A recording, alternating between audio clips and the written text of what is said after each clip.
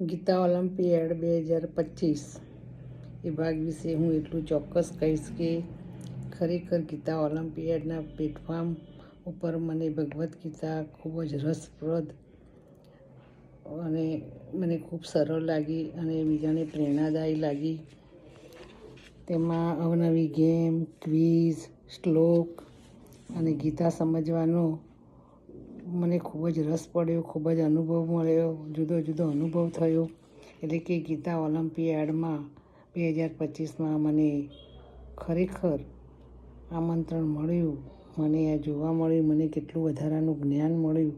ખરેખર આ ક્વિઝની ગેમ કેવું એટલે પ્રેરણાદાયી છે.